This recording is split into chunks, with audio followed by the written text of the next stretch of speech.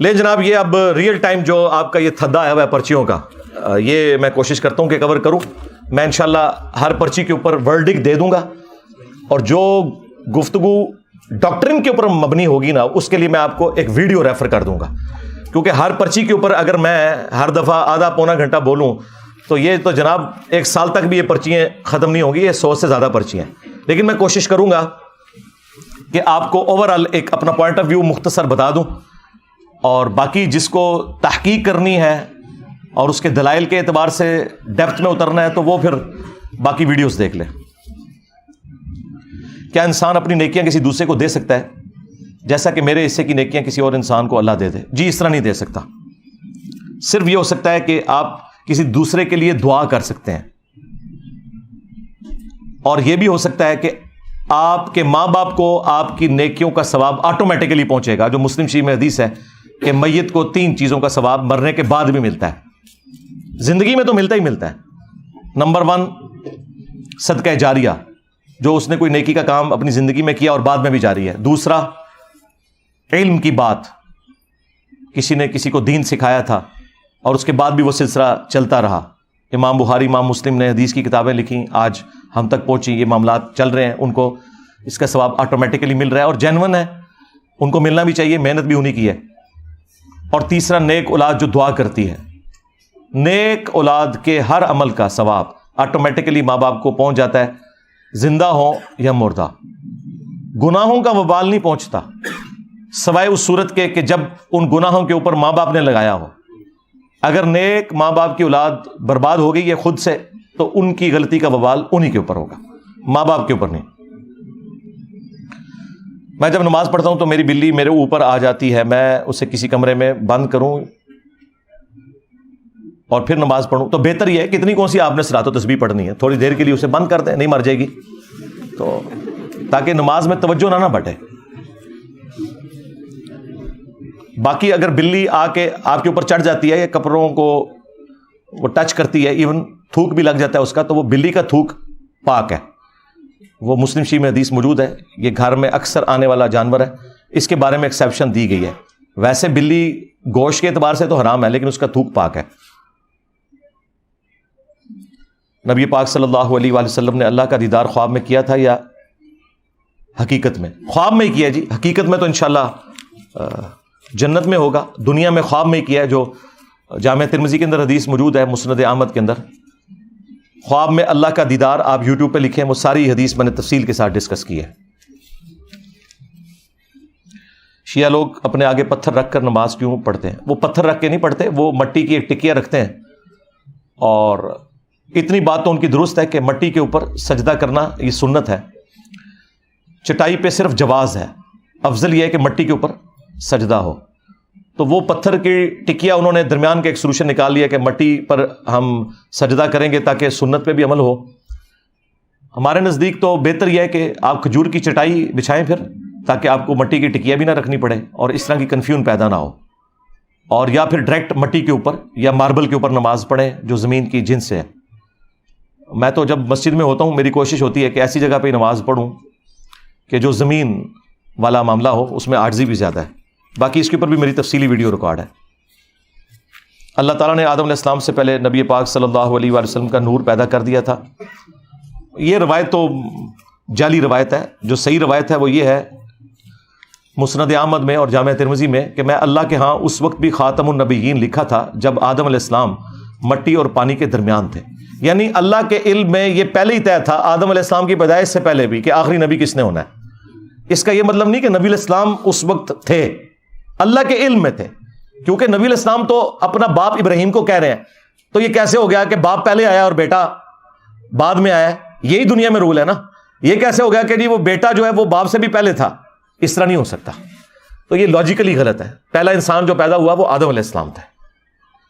اور نبی علیہ السلام نے خود اس حدیث میں آتا ہے میں دعائے ابراہیم ہوں، میں عیسیٰ کی بشارت ہوں، میں اپنی ماں کا وہ خواب ہوں کہ جو پیدائش کے وقت انہوں نے دیکھا کہ ان کے لیے شام کے محلات بھی روشن ہو گئے.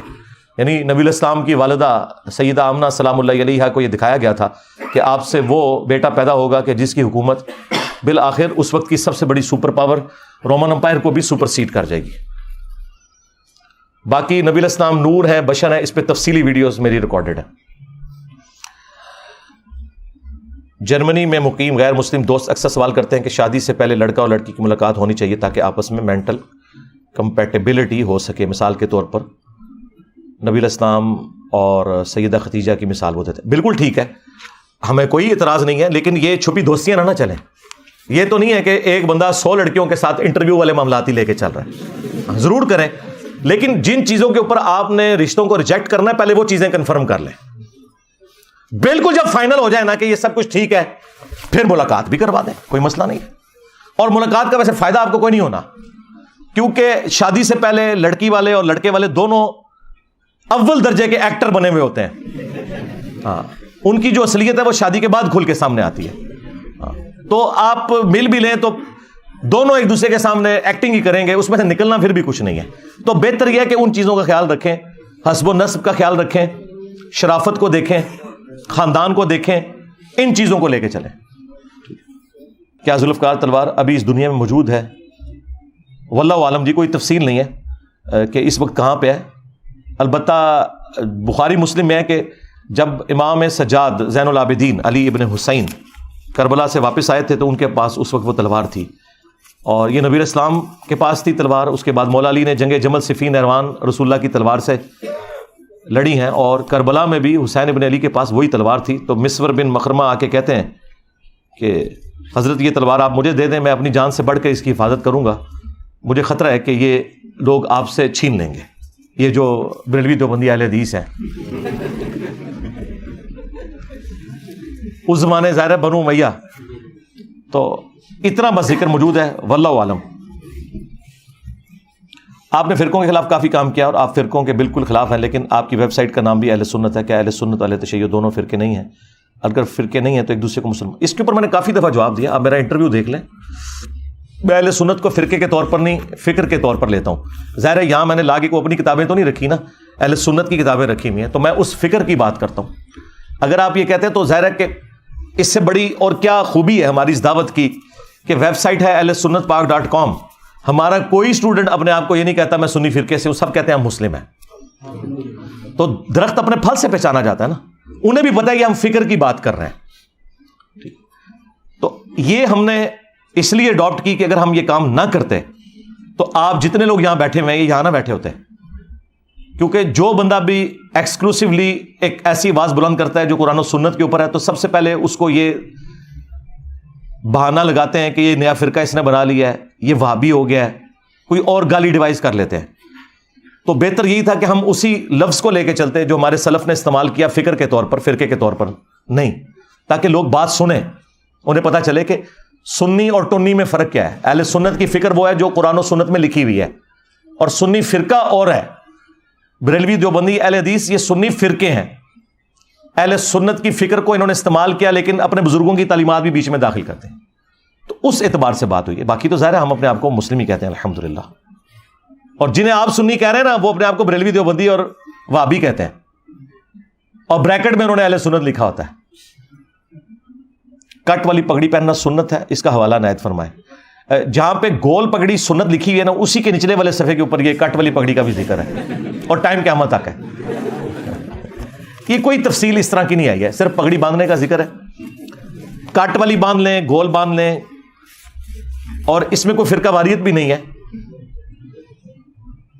طارق جمیل صاحب گول بھی باندھتے ہیں، کٹ والی بھی باندھتے ہیں. باپا جانی کٹ والی باندھتے ہیں، ٹھیک ہے.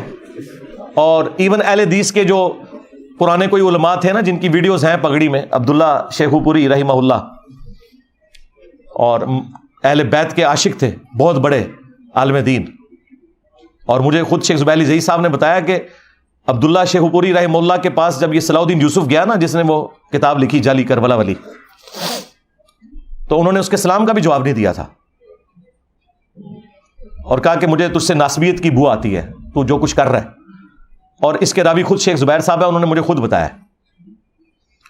تو ان کی بھی آپ ویڈیوز دیکھیں تو وہ کٹ والی پگڑی آپ کو ملے گی. پاکستان بننے سے پہلے بھی آپ مسلمان جو کوئی علماء پگڑی باندھتے تھے تو کٹ والی، گول بھی باندھ سکتے ہیں جس طرح سیفی باندھتے ہیں، یہ بھی ٹھیک ہے. کٹ والی پگڑی کا فائدہ یہ ہوتا ہے کہ جب آپ نماز پڑھتے ہیں نا، تو اس سجدہ کرنے میں نا یہ آپ کو آسانی رہتی ہے، ماتھا آپ کا جم جاتا ہے. گول والی وہ اتنی زیادہ ادھر سے اوپر جاتی ہے کہ وہ پھر آپ کو پگڑی تھوڑا پیچھے کر کے سجدہ کرنا پڑتا ہے. باقی اس کا اس سے کوئی تعلق نہیں ہے. اگر سکھ کٹ والی پگڑی باندھتے ہیں تو سکھوں نے تو داڑھی بھی رکھی ہوئی ہے, لیکن فرق ہے, سکھ جو پگڑی باندھتے ہیں بغیر شملے کی ہوتی ہے, اور یہاں پہ ہم شملہ استعمال کرتے ہیں. شملہ ایک خوبصورتی بھی ہے, ویسے اگر کوئی شملہ نہیں بھی استعمال کرتا اس کی بھی پگڑی کا کوئی مسئلہ نہیں ہے. مودودی صاحب کی کتاب پڑھی جہاد فی الاسلام, آپ کے سینکڑوں لیکچر سنے لیکن کبھی جہاد کا ذکر نہیں سنا ہے. کیوں نہیں سنا میرے بھائی؟ میرے سینکڑوں لیکچرز میں جہاں جہاں قرآن کی آیات جہاد سے متعلق آئی ہیں میں نے جہاد پہ بولا ہے, بلکہ میں ہی بولتا ہوں. اگر آپ جہاد یہ کہہ رہے ہیں کہ مسلمان نے مسلمان کا گلا کاٹنا ہے تو اس طرح کے جہاد تو ہم نہیں مانتے. ہاں جہاد تو میں نے ہی ذکر کیا ہے, غزوہ بدر کے اوپر میری ویڈیوز ہیں, احد کے اوپر میری ویڈیوز ہیں, جنگ جمل صفین نہروان کے اوپر میری ویڈیوز ہیں. آپ کس جہاد کی بات کر رہے ہیں؟ اس جہاد کی کہ جس میں سنی شیعہ کا گلا کاٹے اور شیعہ سنی کا. تو ایسا جو 2 نمبر جہاد ہے وہ آپ کو مبارک ہو. اللہ تعالیٰ نہ کرے کہ اس طرح کے کبھی ہم جہاد کے سپورٹر بنیں. اور جہاد اور قتال کا ذکر میری سینکڑوں ویڈیوز میں موجود ہے. آپ جہاد اور قتال لکھیں تو صحیح میرے بھائی. آپ کی کسی ویڈیو میں دائی حلیمہ کا ذکر نہیں ہے. یار یہ اہم الزام نہ لگا دیا کریں, کیوں نہیں ذکر میرے بھائی؟ لکھیں آپ, آ جائے گا. شیعہ کے اوپر بھی آپ الزام لگاتے تھے. شیعہ نے ابھی جو ایران کے شیعہ نے محمد فلم بنائی ہے اس میں حلیمہ سعدیہ کا پورا وہ معاملہ انہوں نے فلمایا. ٹھیک ہے, وہ بھی مانتے ہیں. یہاں پہ چند غالی لوگوں نے انکار کیا تو اس کی وجہ سے حلیمہ سعدیہ کا انکار تو نہیں ہو جائے گا. سلام اللہ علیہا. قرآن میں شخصیت پرستی سے منع کیا گیا تو ہم صحابہ کرام اہل بیت وغیرہ کے فضائل کیوں بیان کرتے ہیں؟ ان کے فضائل بیان کرنا شخصیت پرستی نہیں ہے, ان کی پوجا کرنا شخصیت پرستی ہے. آپ نے صحابہ اور اہل بیت کا ذکر کیا پہلے نمبر پہ, تو آپ کو نبیوں کا ذکر کرنا چاہیے تھا. نبی بھی تو مخلوق ہے نا. تو کیا انبیاء کرام کا ذکر خیر جو قرآن میں آیا ہے, پورے قرآن کا تانا بانا انبیاء کرام کے ذکر خیر عقیدہ توحید اور آخرت کے اوپر ہے. 3 ہی تو عقائد ہیں ہمارے, عقیدہ توحید, رسالت اور آخرت. تو انبیاء کرام کو رول ماڈل بنا کے پیش کیا گیا کہ آپ نے ان کی طرح, یہ صراط الذین انعمت علیہم ہے من النبیین والصدیقین والشہداء والصالحین. اس لیے نہیں کہ ان شخصیت کی بنیاد پہ فرقے کھڑے کر دیے جائیں. یہ بالکل آپ صحیح کہہ رہے ہیں, ان کے نام پہ فرقے نہیں کھڑے کرنے چاہیے اور اس میں ان کا کوئی قصور نہیں ہے.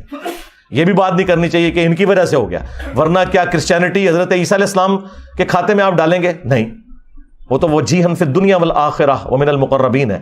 شرک کرسچنز نے ان کے نام پہ کھڑا کیا ہے. عیسیٰ ابن مریم کی محبت ہمارے ایمان کا حصہ ہے. آج اگر مولا علی علیہ السلام کی محبت میں کوئی غلو کر کے انہیں خدا کا درجہ دیتا ہے تو مولا علی کا تو اس میں کوئی قصور نہیں ہے. ان کی محبت تو ہمارے ایمان کا حصہ ہے. مسلم میں جو گھوڑوں کے دموں والی حدیث ہے وہ 2 علیحدہ علیحدہ ہے. جی میرے بھائی یہ پرانی باتیں, پرانے بہانے ہو گیا آپ کے. آپ میری اس کے اوپر ویڈیو دیکھ لیں, گھوڑوں کے دموں والی حدیث دونوں علیحدہ علیحدہ نہیں ہے, 4 حدیثیں کٹی ہیں اور ان کے اوپر باب ہے اکٹھا کہ سلام پھیرتے وقت ہاتھ اٹھانے کی ممانعت. وہ 4 حدیثیں ایک چیپٹر میں اکٹھی ہیں اور اس کے اوپر باب دیکھ لیں. یہی حدیث امام ابو داؤد اور امام نسائی نے بھی لی ہے, اس کے اوپر چیپٹر بند ہے سلام پھیرتے وقت. اور اس سے بڑھ کر امام بخاری نے تو بددعائیں دی ہیں ان لوگوں کو کہ جو لوگ اس حدیث کو رفع الیدین پہ لگاتے ہیں. جز رفع الیدین میں انہوں نے کہا اللہ کے عذاب سے ڈر جاؤ, تم لوگ رسول اللہ کی سنت کے ساتھ یہ کر رہے ہو. اور آخری بات, اگر یہ گھوڑوں کے دموں والی حدیث آپ رفع الیدین پہ لگا رہے ہیں تو پہلا رفع الیدین اس میں کیوں نہیں آتا؟ وہ کہتے ہیں نہیں وہ سٹارٹ والا ہے. چلو ٹھیک ہے مان لیا. وطروں والا تو درمیان میں ہے تمہارا, حنفیوں کا, دیوبند اور بریلوی کا, وہ اس میں آتا ہے. اور عید کا ہائے اج تے تسی بھی رفع الیدین کرو گے. ہاں حنفیوں کو نا عید سے ایک رات پہلے ٹیکسٹ میسج پھینک دیا کریں کہ کل تم اور تمہارے سارے بزرگان دین شریر گھوڑوں کی دموں کی طرح رفع الیدین کریں گے. نماز کے لغوی معنی دعا کے ہیں, اور دعا تو آپ اللہ تعالیٰ سے اپنی مادری زبان میں کر سکتے ہیں. تو تشہد میں جہاں ہم درود پڑھتے ہیں, یار یہ آپ خود کرالریز بنا رہے ہیں بھائی, تو پھر سورہ فاتحہ بھی اردو میں پڑھیں. آپ ڈائریکٹ ادھر پہنچ گئے. یہ کہاں لکھا ہے؟ خود سے آپ نے خود بنا لی چیز. دعا مادری زبان میں کریں اس وقت جب آپ اکیلے ہیں. جب آپ ایک کمیونٹی میں ہیں تو مسلمانوں کی یونٹی کا سمبل خانہ کعبہ اور عربی زبان ہے. چاہے افریقہ کا مسلمان ہے, ایشیا کا ہے, یورپ کا ہے, امریکہ کا ہے, ان کی زبانیں نہیں ملتی, نماز ایک زبان میں ہے سب کی. سورہ فاتحہ سب نے اسی طریقے سے پڑھنی ہے, پوری نماز اسی طریقے سے پڑھنی ہے. دعائیں بعد میں مانگیں اور بیچ میں مانگنی ہے تو ایک ہی دعا کافی ہے, ربنا آتنا فی الدنیا حسنہ وفی الآخرۃ حسنۃ وقنا عذاب النار. دنیا کی ہر بھلائی اس دعا میں ہے. تو اردو میں آپ کو ڈائریکٹ عربی میں نے دعا بتا دی ہے جو آپ کو آتی ہے, اس میں ساری دعائیں شامل ہیں. رفع الیدین منسوخ ہو گیا تھا یا نہیں؟ جو احادیث رفع الیدین کے انکاری پیش کرتے ہیں وہ کیا ہے؟ ان کے ساتھ ہی لکھا ہے حدیثیں صحیح نہیں ہے. 70B مسئلہ میرا, رفع الیدین سے متعلق فرقہ وارانہ نظریات کا تحقیقی جائزہ. یا رفع الیدین اور ساتھ انجینئر محمد علی مرزا لکھیں تو وہ آپ کے سامنے آ جائیں گے. کیا زور کی نماز رہ جائے اور عصر کا وقت شروع ہو جائے تو عصر کی جماعت کھڑی ہو جائے, پہلے زور پڑھیں گے یا عصر؟ بہتر تو یہ پہلے زور پڑھ لیں امام کے ساتھ اور بعد میں کسی کی منت ماریں اور اسے کہیں یار جماعت کروا لیتے ہیں, تمہیں نفل کا ثواب مل جائے گا اور مجھے فرضوں کا. اور اس سے بھی بہتر طریقہ یہ ہے کہ اگر ایک مسجد میں 5 بجے عصر ہو رہی ہے, وہاں آپ زور کی نماز پڑھ لیں, 5:15 والی میں عصر والے کے پیچھے عصر پڑھ لیں, آپ کو جماعت کا بھی ثواب مل جائے گا اور نمازیں جمع بھی ہو جائیں گی. میرا فاسٹ فوڈ کا کام ہے, ہم جو دہی کی چٹنی بناتے ہیں اس میں پانی ڈالتے ہیں, کیا یہ ملاوٹ ہوگی؟ آپ دودھ میں بھی پانی ملائیں تو کوئی ملاوٹ نہیں ہے, صرف آپ بتا دیا کریں کہ اس میں پانی ملا ہوا ہے. ہاں کلیئر کٹ بتائیں بھئی آج کے دور میں خالص دودھ 150 روپے کلو نہیں مل سکتا. آپ نے اپنی بھی بھینس پالی ہو نا, تو آپ ذرا خرچہ نکالیں تو آپ کو اندازہ ہوگا کہ سستا نہیں پڑتا خالص دودھ. تو بہتر یہ ہے کہ آپ پانی ملا دودھ اور خالص دودھ دونوں کو الگ الگ بیچیں, بتا دیں کہ 150 روپے کلو ہے اور یہ 200 روپے کلو ہے, لوگ خود لیں گے آ کے. جن لوگوں کو آپ خالص کہہ کے بیچ رہے ہیں انہیں پتہ ہے یہ کتنا خالص ہے. ہاں تو یہ کام نہ کریں. ملاوٹ یہ ہے کہ آپ کسی کو دھوکہ دیں. ویسے آپ دودھ میں پانی ملائیں تو کوئی گناہ نہیں ہے, بخاری مسلم میں ہے, نبی علیہ السلام نے دودھ میں پانی ملا کے پیا ہے. اس زمانے میں برف نہیں ہوتی تھی نا, تو مٹکے کا جو ٹھنڈا پانی ہے وہ دودھ میں مکس کیا جاتا تھا دودھ کو ٹھنڈا کرنے کے لیے. دودھ میں پانی ڈال کے دودھ کو پینا ٹھنڈا کرنے کے لیے, کچی لسی بنا کے سنت ہے. تو دودھ میں پانی ملانا گناہ نہیں ہے, بلکہ دودھ میں پانی ملا کے اسے خالص کہہ کے بیچنا گناہ ہے. سمجھ رہے ہیں نا؟ ہاں. معاذ بن جبل پہ تفصیلی ویڈیو بنا دیں, انشاءاللہ تعالی ضرور بنائیں گے. وقتاً فوقتاً تو ان کا ذکر ہوتا رہتا ہے. نبی علیہ السلام نے سیدنا معاذ بن جبل سے فرمایا, سنن نسائی کے اندر حدیث موجود ہے, ابو داؤد میں, ترمذی میں, اے معاذ میں تم سے محبت کرتا ہوں اور میں تمہیں نصیحت کرتا ہوں کہ ہر فرض نماز کے بعد اس دعا کو نہ چھوڑنا, اللہم اعنی علی ذکرک و شکرک و حسن عبادتک. اور ایک حدیث میں الفاظ ہیں, ربی اعنی علی ذکرک و شکرک و حسن عبادتک. اے اللہ میں تیری مدد مانگتا ہوں اس بات پر کہ میں تیرا ذکر کروں, تیرا شکر ادا کروں اور اچھے طریقے سے تیری عبادت کر سکوں. میں اکثر سفر کے دوران تلاوت سنتا ہوں تو اکثر نیند آ جاتی ہے, تو کیا اس آیت کے تحت بے حرمتی تو نہیں ہوگی؟ نہیں, کوئی بے حرمتی نہیں ہوگی. اس طریقے سے کام کاج کے دوران آپ نے تلاوت لگائی, لوگ کہہ رہے ہیں جی وہ باتیں بھی کر رہے ہیں اور تلاوت بھی چل رہی ہے, او بھائی کوئی اس طرح کا گناہ نہیں ہے. اس کی بجائے اب آپ گانے لگائیں گے, کوئی ایک آیت بھی کان میں پڑ جائے کافی ہے. بے حرمتی تب ہے جب آپ کہیں پر صرف بیٹھے ہی قرآن کی مجلس کے لیے اور وہاں باتیں شروع کر دیں, جس طرح یہاں پہ ہیں. یہاں آپ کو میری طرف اٹینٹو ہو کے بیٹھنا ہے, کیونکہ آپ آئے صرف اس کام کے لیے. مسجد میں کوئی شخص یا گھر میں صرف اس کام کے لیے بیٹھے کہ وہ تلاوت سنے, پھر تو اسے کنسنٹریشن سے سننی ہے. لیکن اس نے پیرلل میں ساتھ لگائی ہے کہ چلو 2-4 باتیں میری کان میں پڑیں گی, پھر وہ والا اس کے اوپر کوئی حکم نہیں لگتا. نہ یہ ہے کہ اس نے وہ تلاوت بند کر کے تو ٹوائلٹ جانا ہے.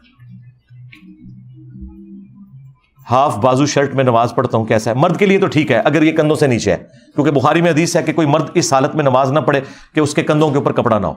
تو اتنی سی شرٹ بھی ہو, ٹی شرٹ بھی ہو, تب بھی آپ کی نماز درست ہے مرد کے لیے. علماء کہتے ہیں نماز فاسد ہوتی ہے, جاہل علماء کہتے ہیں, پڑھ لکھے علماء کوئی بھی نہیں کہتے. ہاں ٹی شرٹ میں نماز بالکل درست ہے, اس پہ میری تفصیلی ویڈیو ہے. ہمارے معاشرے کی 50% آبادی خواتین پر ہے. ہماری اگلی نسل کی تربیت بھی ان کے ہاتھ میں, جبکہ ان کی اصلاح اور جن سازی کا کوئی خاص بندوبست نظر نہیں آتا. کیوں نہیں نظر آتا؟ ان کی تربیت سازی آپ نے کرنی ہے نا. عورتوں کو مردوں نے تو جا کے نہیں اسلامی بہنوں کو سکھانا کہ مکتبۃ شاملہ کیسے یوز کرتے ہیں. کوئی اسلامی بھائی پوچھ لے مکتبۃ شاملہ کیسے یوز کرتے ہیں تو اسے کتے کی طرح پڑھتے ہیں, اور کوئی عورت پوچھ لے تو اس کو سکھانا شروع کر دیتے ہیں. وہ چھپی دوستی ہوتی ہے نا. ہم نے اس طرح کا معاملہ ادھر نہیں رکھا. یہ مرد کی ذمہ داری ہے, باپ کی, بھائی کی, بیٹے کی, خامند کی, کہ وہ اپنے گھر کی عورتوں کو سکھائے گا. بخاری مسلم میں حدیث ہے, تم میں سے ہر شخص نگہبان ہے, اس سے اس کی رعیت کے بارے میں پوچھا جائے گا. نبی علیہ السلام نے فرمایا حکمران اپنی رعایا کے اوپر حاکم ہے, اور مرد اپنے بیوی بچوں کے اوپر, اور عورت اپنے خامند کے مال اور بچوں کے اوپر. تو یہ خامند کا کام ہے. قوا انفسکم واہلیکم نارا, بچاؤ اپنے آپ کو اور گھر والوں کو جہنم کی آگ سے. میں رفع الیدین کے بغیر نماز پڑھتا ہوں, کیا میری نماز ہو جاتی ہے؟ جس سنت کے مطابق نہیں ہوتی ہے. میں وہی کہوں گا جو حضرت حذیفہ ابن یمان نے کہا تھا کہ اگر تو اسی طریقے سے نماز پڑھتا رہا, صحیح بخاری میں حدیث ہے, ایک شخص بڑی تیزی سے نماز پڑھ رہا تھا, رکوع اور سجدے صحیح نہیں ادا کر رہا تھا, تو کہا کہ تو اگر اسی طریقے پہ مر گیا تو اس طریقے پر نماز پڑھتا ہوا نہیں مرے گا جو اللہ نے محمد کو دیا تھا صلی اللہ علیہ وسلم. میں بھی آپ سے یہی کہوں گا کہ اگر آپ نے رفع الیدین نہیں کیا تو آپ اس طریقے پہ نماز پڑھتے ہوئے نہیں مریں گے جو اللہ نے محمد صلی اللہ علیہ وآلہ وسلم کو سکھایا تھا. جو بندہ صحابہ کو نہ مانے کیا وہ اسلام سے خارج ہے؟ اگر کے بعد چھوڑ دیے انہوں نے، پتہ نہیں کیا لکھنا چاہ رہے تھے. اللہ، رسول، آخرت، قرآن، ختم نبوت کو ماننا اسلام ہے. باقی صحابہ کرام کے حوالے سے ان کو ماننا نہ ماننا اس کا ایمان اور اسلام کے ساتھ کوئی تعلق نہیں، اس حوالے سے کہ وہ کوئی کمپلسری ہے. لیکن اس حوالے سے تو ہر اہل ایمان کی محبت ہمارے ایمان کا حصہ ہے، جسے ہم مسلمان سمجھتے ہیں، ہم اس کی تکفیر نہیں کر سکتے. تو اگر کوئی شخص علمی دلائل کی بنیاد کے اوپر کسی کو معاملات کلیئر نہیں ہے تو وہ اسے اپنے معاملات کلیئر کرنے چاہیے، بجائے اس کے کہ کسی اہل ایمان کی وہ تکفیر کرے. صحابہ کو گالی دینا، اس کے اوپر میری آپ ویڈیو دیکھ لیں، اور ایک اور ویڈیو ہے شرک والے امام کے پیچھے نماز پڑھنا، اس میں نے تفصیل کے ساتھ ان ٹاپکس کو ایڈریس کیا ہے. جو صحابی کو صحابی مانتے ہوئے کافر کہے گا وہ دار اسلام سے خارج ہو جائے گا، اور جو کسی صحابی کو صحابی ہی نہیں مانتا، اس نے اپنے علم سے یہ سمجھا کہ یہ صحابی نہیں تھا، وہ اسلام سے خارج نہیں ہوگا. البتہ اگر وہ ہمارے نزدیک صحابی ہے تو ہم اس کو قائل کریں گے، اگر وہ قائل ہوتا ہے تو ٹھیک، نہیں ہوتا تو اس کا معاملہ اللہ کے سپرد. بھائی مولا علی کو خوارج نے کافر کہا ہے، لیکن مولا علی نے کبھی نہیں کہا کہ خارجی کافر ہے. جب ان سے پوچھا گیا المصنف ابن ابی شیبہ میں کہ بتائیں یہ آپ کے جو مخالفین ہیں کافر ہیں، کہا یہ کفر ہی سے تو بھاگے ہیں، انہیں یہ گمان ہوا کہ میں کافر ہوں، مجھے بھی چھوڑ کے. اتنی نفرت ہے، یہ مولا علی کا جگرا دیکھیں. مخالفین کی خود وکالت کر رہے ہیں کہ اگر یہ کافر ہوتے تو مجھ سے اس بنیاد پہ تو نفرت نہ کرتے کہ علی کافر ہو گیا ہے، اپنے زوم میں انہوں نے سمجھا اور مجھے چھوڑ گئے. تو یہ تو دلیل ہے یہ کفر سے نفرت کرتے ہیں. پوچھا کہ منافق ہے، کہا منافق بھی نہیں ہے، قرآن میں ہے منافق بہت تھوڑا اللہ کا ذکر کرتے ہیں، یہ تو بڑی لمبی نمازیں پڑھتے ہیں. تو اگر کوئی کافر اور منافق نہ ہو تو تیسرا پھر مسلمان ہی ہوتا ہے. ہاں، چوتھی کوئی کیٹیگری نہیں ہوتی. کہا یہ ہماری ایک قوم ہے جس نے ہم پر بغاوت کی ہے، یعنی ہمارے بھائی تھے بگوڑے ہو گئے. کیا عشاء کی جماعت سے پہلے وتر ادا کر سکتے ہیں؟ نہیں، وتر ہے ہی عشاء کی نماز کے بعد ہے، پہلے نہیں ادا ہو سکتے. کیا دنیا کا مال زیادہ اکٹھا کرنا درست ہے؟ کیونکہ بعض لوگوں کا خیال ہے کہ حلال مال کا کوئی سوال نہیں ہوگا. تو حلال مال تو لوگ اکٹھا کر بھی کوئی نہیں رہے. کہیں نہ کہیں چھکا مارا ہوا ہے. ہاں، جو آج ارب پتی لوگ ہیں نا، چاہے وہ جتنی مرضی چیریٹی میں لگائیں، کہیں نہ کہیں چھکے مار کے اوپر پہنچے ہوئے ہیں. تو مال اگر حلال طریقے سے کمایا ہے تو واقعی اس کی اگر آپ زکوٰۃ ادا کر دیتے ہیں تو آپ کے اوپر کوئی گرفت نہیں ہے، بشرطے کہ حلال مال ہو. اور زکوٰۃ جو ہے وہ گن کے نکالنی ہے. اچھا جی بغیر گنے کرنے ہیں جی، اچھا کاروبار بغیر گنے ہوتا ہے؟ وہ گنتے اس لیے نہیں ہے کہ گن کے زکوٰۃ بن رہی ہے 1.5 ارب، اور بغیر گنے 1.5-2 لاکھ کی افطاری بس ایک رمضان میں کرا دیتے ہیں اور ساری زکوٰۃ ادا ہو گئی. ہاں بھائی 1 لاکھ میں 2,500 ادا کرنا آسان ہے. جی ہاں، 1 کروڑ میں 2.5 لاکھ دینا یہ تھوڑا مشکل ہے، اور 1 ارب میں 2.5 کروڑ دینا بہت مشکل ہے. کیا زکوٰۃ مستحق بہن بھائی اور مستحق لوگوں کو ماہانہ ایک ساتھ کی شکل میں دی جا سکتی؟ بہتر یہ اسی طرح دیں، کیونکہ اس طرح آپ کے لیے نکالنا بھی آسان ہے. ہم بھی اسی طرح ہی ادا کرتے ہیں. سب سے زیادہ حقدار آپ کے بہن بھائی ہیں. البتہ آپ اپنے ماں باپ اور اولاد کو نہیں دے سکتے. اسی طریقے سے نانی نانا، دادی دادا اور پوتا پوتی اور نواسا نواسی کو نہیں دے سکتے. بہن بھائی سب سے بہتر ہے مصرف. حضور علیہ السلام کے دور میں غلام اور لونڈی کے کلچر کو کیوں ختم نہ کیا گیا؟ کس طرح ختم کرتے جی؟ پورے کا پورا عرب کا سسٹم تھا، اگر یہ ختم کر دیا جاتا وہ سارے کے سارے جو ہے وہ بے یار و مددگار ہو جاتے. تو گریجولی اسے ڈسکریج کیا گیا اور آج اپنی موت میں خود سسٹم بن کے مر چکے. اگر یزید اتنا برا تھا تو ابو ایوب انصاری نے کیوں کہا تھا کہ میرا جنازہ پڑھائے گا؟ ابو ایوب انصاری نے کہیں نہیں کہا کہ میرا جنازہ یزید پڑھائے گا. ایویں کولوں بنا دو. اور بھائی مروان نے اگر حضرت حسن کا جنازہ پڑھایا تو اس کا کیا مطلب ہے؟ حضرت حسن کی یہ خواہش تھی. بھائی حاکم وقت تھا، اس وقت جھگڑا ہوا، حسین ابن علی کی خواہش تھی کہ وہ پڑھاتے، بنو ہاشم کی بھی، لیکن وہ جھگڑے کو اوائڈ کرنے کے لیے پھر ان کا ٹھیک ہے یار حکمران ہی پڑھائیں. حسن حسین سامنے بیٹھے اور مروان جو ہے وہ ممبر پہ خطبہ دیتا ہے جمعہ کا.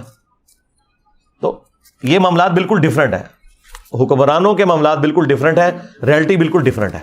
تو اس سے کرنے سے اس کی کوئی فضیلت ثابت تو نہیں ہوتی. اور جس کا جنازہ حضور خود پڑھ لیں اس کی فضیلت ثابت نہیں ہوتی ہے اگر اس کے کرتوت ٹھیک نہیں. عبداللہ ابن ابی، بخاری مسلم میں خود جنازہ پڑھایا، لعاب دان اس کے منہ میں ٹپکایا، اپنا کرتا دیا کفن کے طور پر اور خود دفنایا ہے، صرف اس لیے کہ ان کا بیٹا صحابی تھا اور یہ بھی کلمہ گو مسلمان تھا، ہے منافق تھا اندر سے، اس کی دل جوئی کے لیے. تو بعد میں آیات نازل ہوئی کہ آپ 70 دفعہ بھی ان کے لیے دعائیں مغفرت کریں، ہم نہیں قبول کریں گے، یہ اللہ اور اس کے رسول کے دشمن ہے. اور آندہ نہ آپ نے کسی منافق کا جنازہ پڑھنا ہے، نہ اس کی قبر کے اوپر کھڑے ہو کے کبھی اس کے لیے دعا کرنی ہے آپ نے. تو نبی علیہ السلام جنازہ پڑھے تو فرق نہیں پڑتا, تو ابو ایوب انصاری کا جنازہ یزید نے پڑھا دیا تو یزید کو فرق پڑ جائے گا. اس طرح کرنے سے کیا ہوتا ہے؟ شادی والے جوڑے آسمانوں پر بنتے ہیں یا یہ سب کچھ انسان خود کرتا ہے؟ جی اللہ کی تقدیر کا علم تو اللہ کے پاس ہے. آپ کو گیون سرکمسٹانسز میں جو اللہ نے حالات و واقعات دیے ہیں اس میں آپ نے اپنے لیے خود چوز کرنا ہے. جب وہ چوز کر لیں گے پھر ہم کہیں گے ہاں یہی تیری قسمت میں لکھا ہوا تھا. اس سے پہلے نہیں کہہ سکتے کیونکہ پتہ ہی نہیں ہے نا. ہاں دنیا میں آپ نے اپنی مرضی سے معاملات کو لے کے چلیں. مرد کی نماز گھر میں ہو جاتی ہے یا مسجد میں جانا لازمی ہے؟ جی مرد کو مسجد میں ہی جانا لازمی ہے. اس کے اوپر حدیث ہے بخاری مسلم کی, ان لوگوں کے گھروں کو آگ لگا دوں جو گھر میں نماز پڑھتے ہیں. ہاں عذر ہو, بخاری مسلم میں سخت سردیوں میں, بارش کے اندر یا خوف کی حالت میں آپ گھر میں نماز پڑھ سکتے ہیں, ویسے نہیں. عصر کی نماز فرض کے بعد کوئی نماز جائز ہے؟ جی جائز ہے.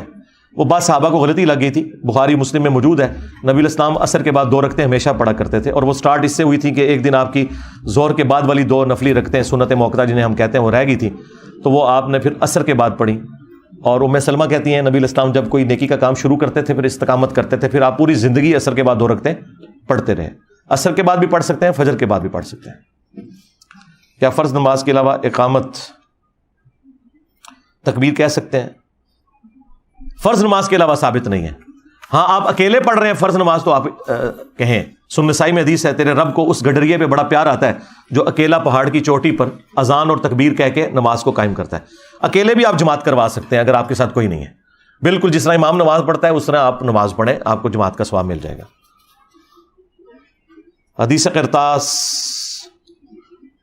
اور نبی علیہ السلام کو جو دوائی پلانے سے منع کیا گیا تھا, غدیر خون کی حدیث, ان سب سے کیا ثابت ہوتا ہے؟ ان سب سے جو ثابت ہوتا ہے میری ویڈیو دیکھ لیں, رسول اللہ کا قاتل کون صلی اللہ علیہ وآلہ وسلم. اسلام میں لونڈیوں کے بارے میں کانسیپٹ کیا؟ یار لونڈیاں تو جان چھڑا لو, ٹھیک ہے, تھوڑے ویاہ نہیں پہ ہوندے تو سوال منو لکھ کے بھیج دو. اوروں کی فکر کریں اور طارق جمیل صاحب سے بکنگ کروا لیں. مقدر, قسمت اور تقدیر میں کیا فرق ہے؟ یہ ایک ہی چیز ہے جس کو آپ نے مختلف نام دیے. یہ کیسے بدل سکتی ہے؟ تقدیر دعا سے اس حوالے سے بدل سکتی ہے کہ آپ کو توفیق مل جائے دعا مانگنے کی, اور اگر آپ کی تقدیر میں یہ لکھا ہے کہ آپ نے دعا نہیں مانگنی تو آپ کی تقدیر بھی نہیں بدلنی. بخاری مسلم میں حدیث ہے کہ جو شخص یہ چاہتا ہے اس کا رزق کشادہ کر دیا جائے اور اس کی عمر دراز ہو تو وہ اپنے رشتہ داروں کے ساتھ حسن سلوک کرے, یعنی کہ مال پانی لگائے ان پہ, زبانی کلامی نہیں. تو بس یہ 2 ہی چیزیں نا, رزق میں برکت, رزق میں ہر چیز شامل ہے, مال و دولت بھی, نیک اولاد بھی, اور دنیا کی ہر آسائش, اور عمر میں برکت. تو رشتہ داروں کے ساتھ اس نے سلوک کریں. مسئلہ تقدیر پہ میرے 4 لیکچرز ہیں, 103, 104 A B C مسئلہ تقدیر بھی لکھیں تو ویڈیو کھل جائے گی. آپ کی ویڈیو دیکھی ہیں, خلافت پر جو دل میں تھوڑی ناسبیت تھی وہ ختم ہو گئی ہے, لیکن بنو امیہ کے لیے دل میں کوئی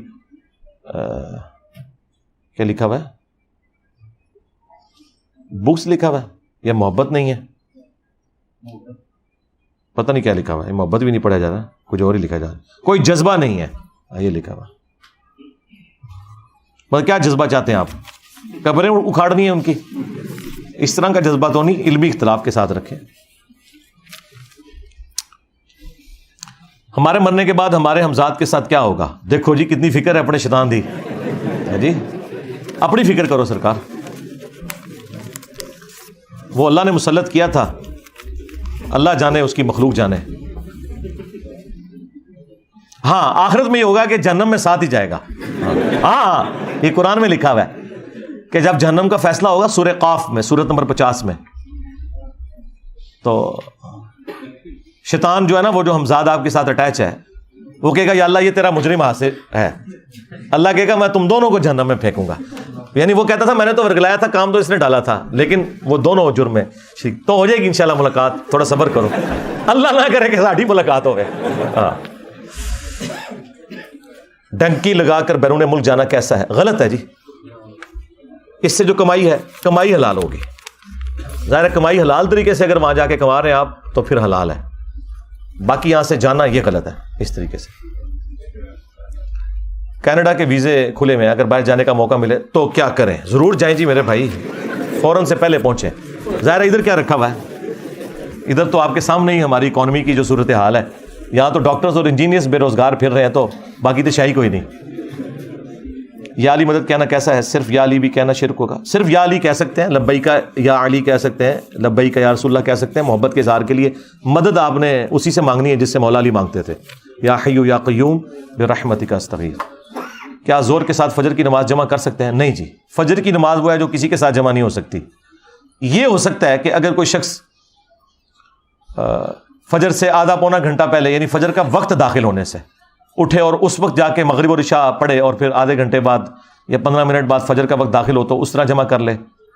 وہ کہتے ہیں نا عشاء کے وضو سے فجر، تو مجھے لگتا ہے کہ یہ فجر کے وقت ہی اٹھ کے عشاء پڑھتے تھے، تو ہم تو اس سے بڑے بزرگ بن سکتے ہیں۔ آپ مغرب کے وضو سے بھی آپ فجر پڑھ سکتے ہیں نمازوں کو جمع کر کے، تو اس طرح کا معاملہ ہو سکتا ہے، ویسے نہیں جمع ہوگی۔ کیا حجر اسود میں کوئی چہرہ ہے؟ نہیں جی، کوئی چہرہ نہیں ہے، ایویں لوگ اپنی طرف سے بناتے ہیں۔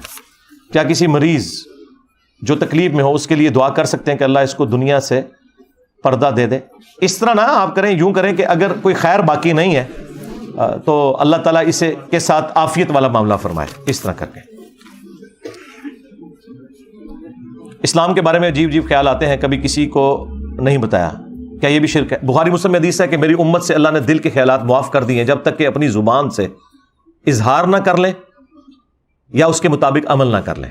اور مسلم شریف میں حدیث ہے، ایک صحابی نے کہا یا رسول اللہ ایسے ایسے خیالات آتے ہیں کہ ہم جل کر کوئلہ ہو جانا پسند کرتے ہیں لیکن اپنی زبان پر نہیں لانا چاہتے، تو آپ نے فرمایا یہ ایمان کی علامت ہے، کیونکہ دل کے اوپر تو کنٹرول نہیں ہے نا کسی کا، خیالات کا آنا یہ نیچرل ہے، یہ کوئی ایسی بات نہیں۔ صحیح بخاری میں تعلیقاً امام بخاری لے کے آئے کہ حضرت عمر کہتے ہیں کہ بعض اوقات میں اپنے جنگ کا پلان بھی نماز میں کر رہا ہوتا ہوں۔ ظاہر ہے جس نے پوری دنیا کے ساتھ اس طریقے سے جنگیں کھولی ہوئی ہوں تو وہ نماز بھی جب پڑھے گا تو کس حد تک اپنے آپ کو اس فریم آف ریفرنس سے آزاد کر سکتا ہے۔ باقی شیطانی وسوسے اور ان کا علاج میری ویڈیو آپ دیکھ لیں۔ اسلام کے مطابق ایک گلی میں کتنی مسجدیں ہونی چاہیے؟ ایک بھی نہیں ہونی چاہیے، ایک گلی میں، ایک محلے میں ایک مسجد ہونی چاہیے۔ دیوبندی حضرات سید مودودی رحمہ اللہ کی کتاب خلافت و ملوکیت کے اتنے خلاف کیوں ہیں؟ یار آپ تو مودودی صاحب ان کو بھول گئے ہیں، جب سے میں سامنے میدان عمل میں اترا ہوں وہ کتاب تو چند لوگوں تک پہنچی تھی، یہاں پہ تو بھائی ہماری بات تو اوپر سے لے کے نیچے تک اور اندر سے لے کر باہر تک ہر بندے تک پہنچ چکی ہوئی ہے، تو یہ پرانی باتیں ہیں، بس بکس ہے اور کوئی نہیں ہے۔ آپ کے نزدیک کس امام کی کتابیں اور قرآن کا ترجمہ، بھائی کسی کا بھی پڑھیں، ہم کسی کے اوپر کوئی قدغن نہیں لگاتے، سب کے ترجمے ٹھیک ہے، تھوڑی بہت جو اختلاف والا معاملہ آتا ہے الفاظ کے چناؤ کا ہے، مفہوم سب کا ایک جیسا ہی ہوتا ہے، جس کا مرضی پڑھے۔ ہاں مجھے پرسنلی مودودی صاحب کا جو قرآن کا ترجمہ ہے وہ عربی لنگوسٹک کو اردو زبان میں اسی سوز و گداز کے ساتھ اگر کسی نے ٹرانسفر کیا تو مودودی صاحب ہے، اس میں کوئی شک نہیں ہے۔ اگر بیوی غصے میں آ کر بد دعا دے تو کیا وہ شوہر کو لگ جائے گی؟ جی لگ جائے گی، اگر آپ نے ظلم کیا ہوا ہے تو بد دعا سے تو بچنا چاہیے۔ جب غصہ ٹھنڈا ہو جائے تو وہ کہے کہ میں اپنی بد دعا واپس لیتی ہوں۔ بھائی جب بدوا ہوگی پھر اللہ کی مرضی ہے کہ واپس آئے نہ آئے۔ ہاں بخاری مسلم میں حدیث ہے کہ نبی علیہ السلام فرمایا کہ اپنی اولاد کے لیے بدعا نہ کرو، بعض اوقات قبولیت کی گھڑی ہوتی ہے، ہاں اس لیے یہ بدعا والا معاملہ نہ کیا کریں۔ دیکھیں مجھے ابھی اتنا غصہ آیا تو میں نے صرف اتنا کہا بے شمار، میں نے پورے الفاظ نہیں بولے، تو جب تک الفاظ آپ نہیں بولیں گے تو آپ کا شرعی حکم نہیں ہوگا۔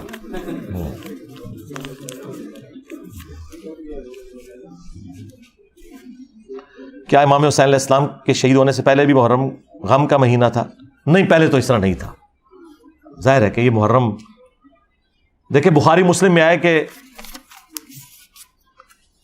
10 محرم کا روزہ فرض تھا ہر مسلمان کے اوپر جب تک رمضان کے روزے فرض نہیں ہوئے تھے۔ ایک حدیث نہیں، درجنوں حدیثیں ہیں بخاری مسلم میں۔ ایک حدیث میں یوں آیا کہ جب آپ مدینہ شریف آئے تو آپ نے دیکھا یہودی روزہ رکھتے ہیں، پوچھا گیا کیوں؟ تو کہا کہ موسیٰ علیہ السلام کو اللہ نے نجات دی تھی، فرعون کو غرق کیا تھا، تو یہ ایام اللہ میں سے ایک یوم ہے 10 محرم۔ تو نبی علیہ السلام نے فرمایا کہ ہم تو زیادہ حق رکھتے ہیں موسیٰ علیہ السلام کے ساتھ اس نسبت کی وجہ سے، تو آپ نے مسلمانوں کو حکم دیا۔ اور مسلم شریف میں الفاظ ہیں، ایک صحابی نے عرض کیا یا رسول اللہ یہ تو پھر ان کی مشابہت ہو جائے گی، تو آپ نے فرمایا کہ اگلے سال اگر میں زندہ رہا تو میں 9 کا روزہ بھی رکھوں گا، یعنی 9 اور 10 2 ہو جائیں گے، کیونکہ یہ حدیث جامع ترمذی کے اندر موجود ہے اور ابن عباس کا بھی قول موجود ہے کہ ان کی مخالفت آپ نے کرنی یہود و نصارہ کی 9 اور 10 کا روزہ رکھ کے. ایک حدیث میں 10 اور 11 کے روزے کا بھی ذکر آیا ہے مسند احمد میں. وہ روایت کمزور ہے, لیکن اگر کسی کا 9 کا رہ گیا نا اور 10 کا اس نے رکھا ہے تو پھر ساتھ 11 کا ملا لے, تاکہ یہود و نصارہ کی مخالفت ہو جائے, یہودیوں کی اسپیسیفکلی. تو سنت پہ عمل بھی ہو جائے, ثواب کا کام بھی ہے. اس حوالے سے میں نے کچھ 40 منٹ کی ویڈیو ریکارڈ کروائی تھی, جب ایک شیعہ عالم نے کہا کہ یہ تو ناصبیوں نے روایتیں داخل کی ہیں ہماری کتاب کے اندر, تو یہودی تو اس طرح کا کوئی روزہ نہیں رکھتے. تو میں نے اس کے اوپر تفصیلی پھر ویڈیو ان کا جو یوم کپور تھا اس کا ذکر کیا.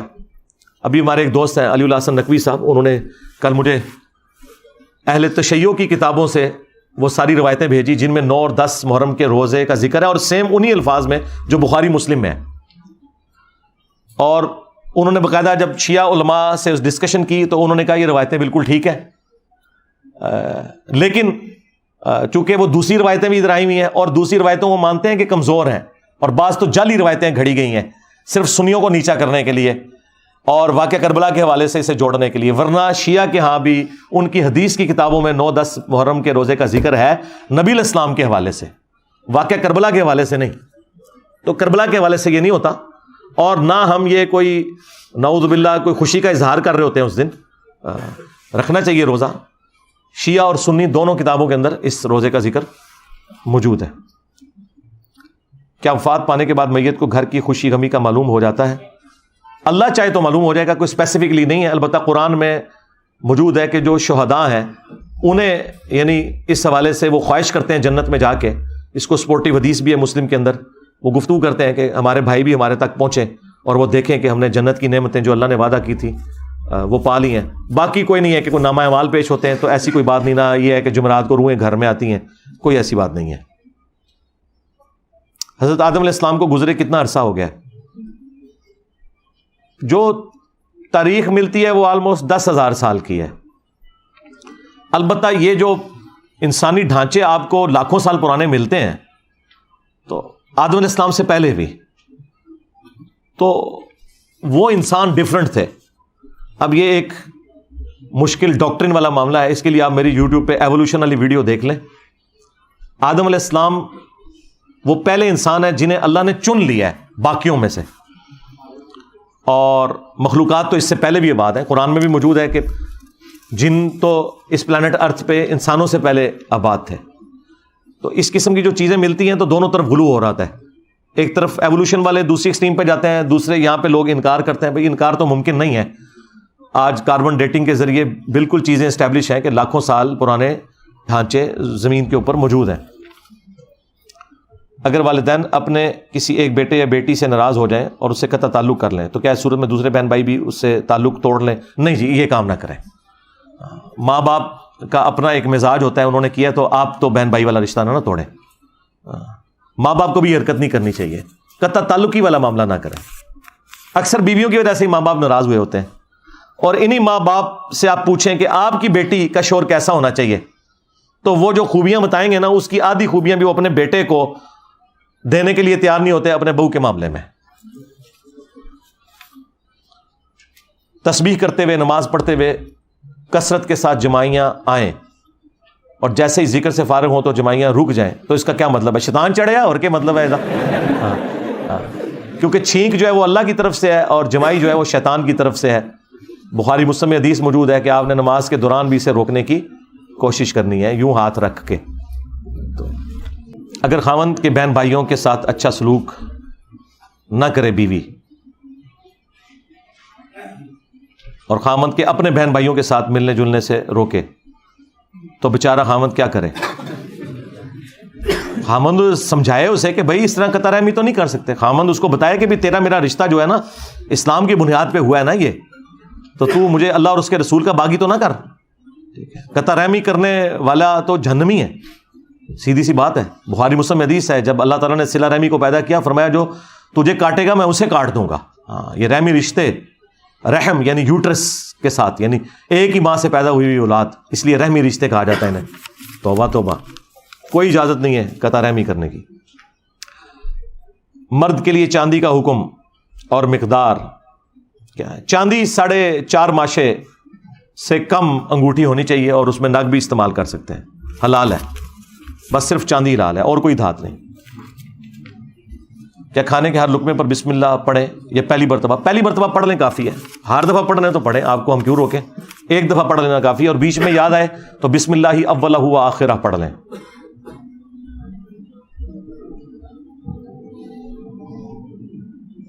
اے سی میں بیٹھ کر وی لاگ بنانے والوں پر آپ کا کیا موقف ہے؟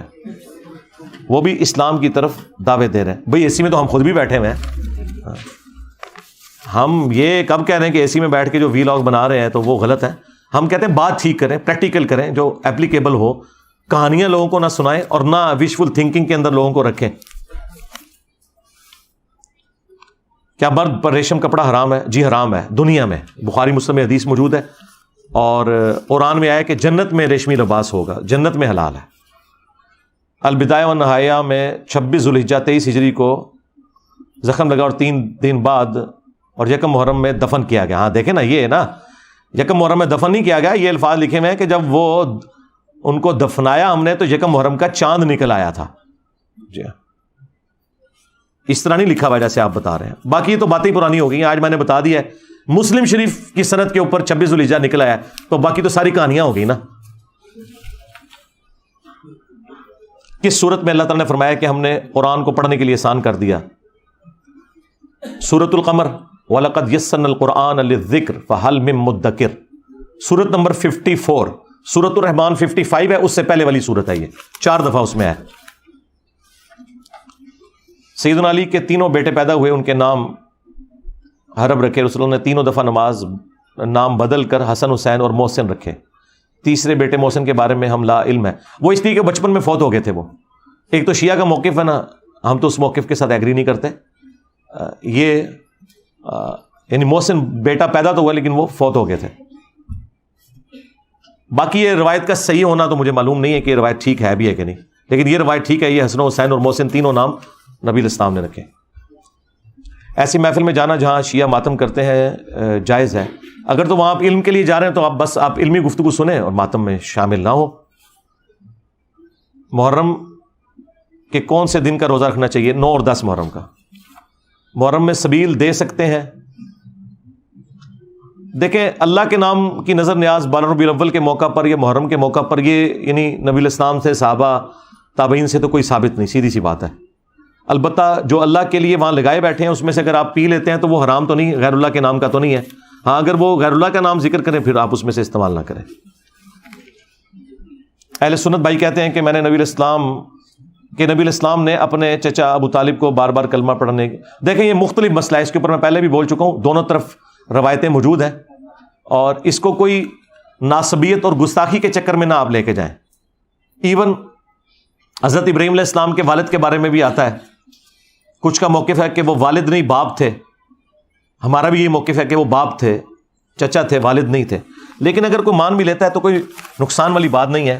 اس کی وجہ یہ ہے کہ ہمارے استاد نے بڑی اچھی بات کی تھی, مولانا اسحاق صاحب رحمہ اللہ نے. انہوں نے کہا جب نبی کا اپنے جسم کا ٹکڑا کافر ہو سکتا ہے تو نبی کا باپ اگر کافر نکلے تو کوئی ایسا مسئلہ نہیں ہے. نوح علیہ السلام کا بیٹا کافر, سورہ ہود میں ہے. جب نوح علیہ السلام جو خود پیغمبر ہیں ان کے اپنے جسم کا ٹکڑا جو ان کی اولاد ہے وہ کافر نکلی, تو کسی پیغمبر کا باپ اگر کافر ہو تو یہ چھوٹا مسئلہ ہے. پیغمبر کی اپنی اولاد کافر نکلا ہے جو اس کے جسم کا حصہ ہے, یہ بڑا مسئلہ ہے کیونکہ وہ نبی کا حصہ ہے. تو اس کو جھگڑا بنانے کی ضرورت نہیں. آپ جو موقف رکھنا چاہتے ہیں ضرور رکھیں. قسطوں کے کام کے حوالے سے کچھ شک و شبہات ہیں تو چھوڑ دیں میرے بھائی. آپ اگر شک و شبہات ہیں, ہمارا کوئی کاروبار تو نہیں نا ہم آپ کو قائل کر رہے ہیں, لیکن ہم نے دلائل سے ثابت کیا ہے کہ میجورٹی کا یہی موقف ہے جو ہمارا ہے کہ قسطوں کا کاروبار جائز ہے. عزاداری کی شرعی حیثیت کیا ہے؟ عزاداری اس طرح کی ہو جس طرح کی ہم کر رہے ہیں تو بہت اچھی بات ہے. اس پہ تو اجماع ہے کہ محرم کے دنوں میں آپ اہل البیت کو یاد کریں, ربیع الاول کے دنوں میں آپ نبی علیہ السلام کو یاد کریں. اور اگر اس سے مراد آپ وہ جلسے جلوس لے رہے ہیں جو دونوں مواقع کے اوپر ایکسٹریم رویے کے اوپر نکالے جاتے ہیں اور صرف اتنی بات ہوتی تو ہم مان لیتے, لیکن اس کو بنیاد بنا کے دوسروں کو گستاخ رسول کہنا جو اس طرح میلاد نہیں مناتے یا جو اس طریقے سے محرم کو سیلیبریٹ نہیں کر رہے اور انہیں گستاخ اہل بیت کہنا, تو یہ زیادتی والی بات ہے. کنٹرول انوائرمنٹ میں اگر کوئی کرنا چاہتا ہے پروگرام ضرور کرے. اونچی آواز میں آمین کہنا صحیح مسلم گناہ سیدی صاحب کی جلد میں کس جگہ موجود ہے؟ ان کی جلد میں آپ نے کیوں دیکھنا ہے بھائی؟ آپ صحیح بخاری میں بھی لکھا ہوا ہے تعلیقاً، اور جامع ترمذی میں واضح دونوں طرف کی حدیثیں امام ترمذی نے لکھی ہیں، اور اینڈ پہ لکھا ہے کہ جو اونچی آواز سے آمین والی روایتیں ہیں یہ مضبوط ہیں۔ محرم یا نامحرم کسے کہتے ہیں قرآن یا حدیث کی روشنی میں؟ نامحرم کو دیکھ نہیں سکتے جی، قرآن میں لکھا ہوا ہے نا، سورہ نور کی آیت نمبر 31 کے مومن مردوں سے کہو کہ اپنی نگاہیں نیچی رکھیں، اور عورتوں کو حجاب کا حکم سورہ نور اور سورۃ العذاب میں آیا۔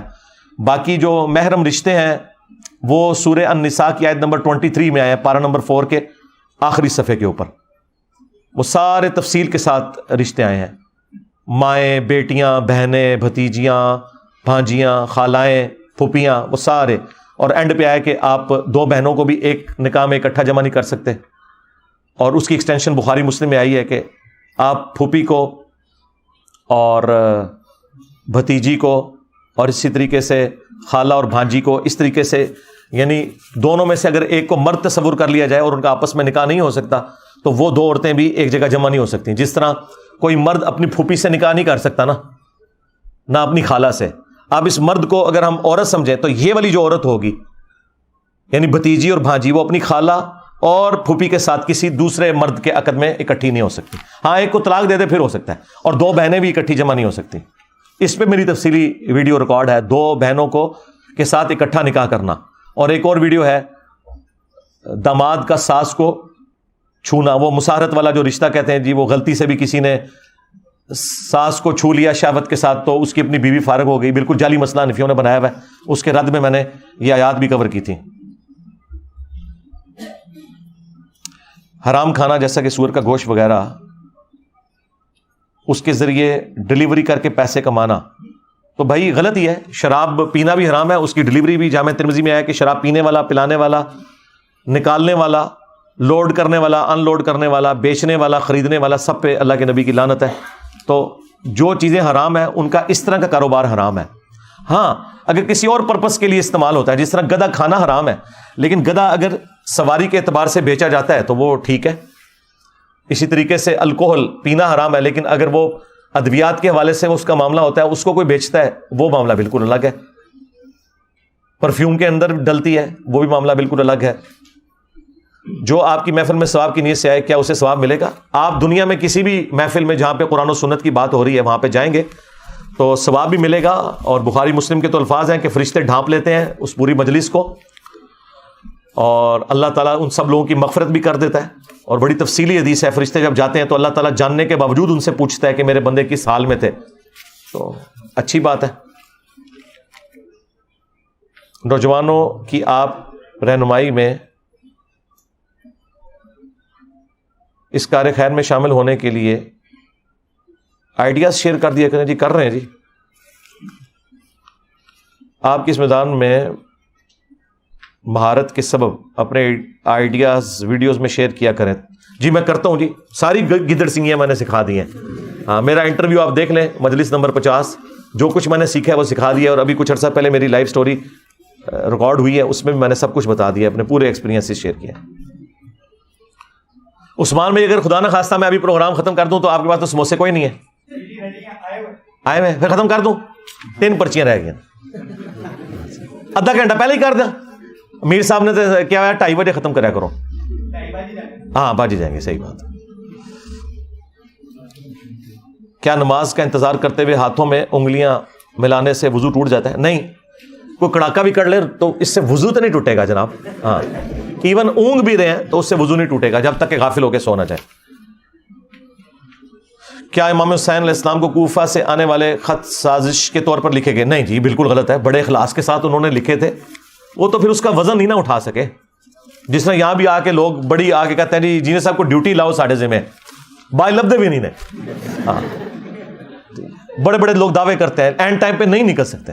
یہ بڑے مخلص لوگ تھے، حضرت علی کے ساتھیوں میں سے تھے، صحابہ تھے، سلمان ابن سرد جنہوں نے خط لکھ کے بلوایا، لیکن اینڈ ٹائم کے اوپر ہر کوئی بندہ اتنی دلیری دکھا نہیں سکتا۔ پھر بعد میں خیر انہوں نے توابون کی تحریک اٹھائی اور وہاں پہ بھی شہید ہوئے، تو بڑے اخلاص کے ساتھ بلایا تھا انہوں نے۔